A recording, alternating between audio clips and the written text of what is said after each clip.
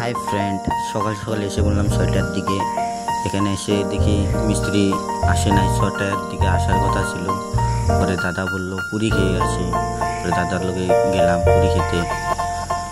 আর আমি ভাবলাম ভিডিও করে যাই, জানি তোমাদের দেখাতে পারি। ভিডিও করে যাচ্ছি, পুরি টুরি খেয়ে আসলাম। আবার খেয়ে অল অফ ভিউটা ভিডিও করলাম।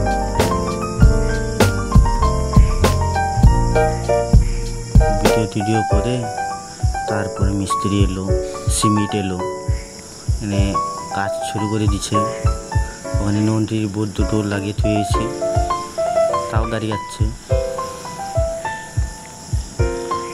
এটা কি মেশিন বলে আমি তো জানি না, তোমরা যদি জানো প্লিজ কমেন্ট করে দিও।